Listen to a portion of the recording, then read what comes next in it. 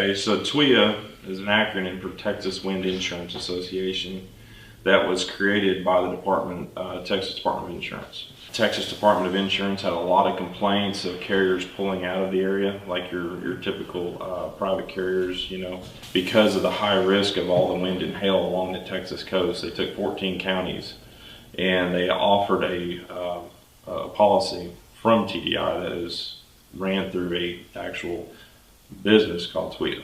Are they a government-ran agency, and are they running by government rules, or are they actually running by our normal insurance policy rules?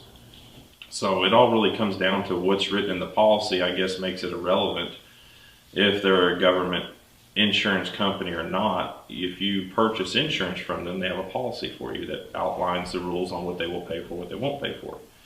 And if you sign and agree to that, whether they're a government company or not, you're signing and agreeing to these terms. And a lot of people, most people, didn't read through the 36 pages of policy language. I don't think anyone but the attorneys knew coming into this hurricane that if you were going to have to dispute the amount you're paid, which is going to be a very common thing in any insurance loss, that your only means of settling this is through an appraisal process. Appraisal is where you're going to, each party, TWIA themselves and the homeowner, are going to select a non-interested party of their choosing. A lot of people in this area are confused as to who can be an appraiser. As it explains here, anyone can be an appraiser. Anyone with any background. Now, as a homeowner, obviously you want to choose somebody that is knowledgeable and has experience dealing with insurance and in construction.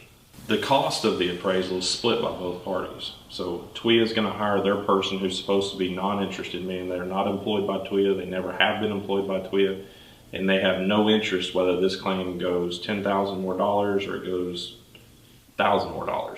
They're supposed to just say, what is the fair market price for the repairs? The contractor is saying this needs to be done. Do we actually see that this needs to be done? And are these costs they're charging reasonable for the situation? A lot of people, most, are underpaid on their claim because everything is based off a computer software estimating tool called Xactimate. Xactimate cannot in real time adjust for having to bring people into a rural area such as Rockport, Port Aransas, your nearest neighboring large city to pull labor from being Corpus Christi over an hour away. Even if you missing shingles is going to pull labor from the labor pool. Where are they going to stay? Where are they going to house? Who's going to pay for their housing? Who's going to pay for their per diem? Who's going to pay for them to be away from their families and work on this? And the insurance companies like to use Xactimate because it's supposed to be a certified pricing, meaning the Xactimate company puts a lot of research and development into every month researching the prices based on a zip code. They're supposed to be staying on top of what it's costing to bring roofing crews in from out of town. But they rely on contractors in the know to send these pricing in. That they want to see contractors showing them what it's costing us to do this thing. And if contractors aren't doing that, we simply fall short of gaining the proper price line in Xactimate. So we're having to turn into the insurance company for our supplements. Here's what our contractors are charging us to do this type of work. And the reason it's high is they have all these additional expenses they wouldn't normally have.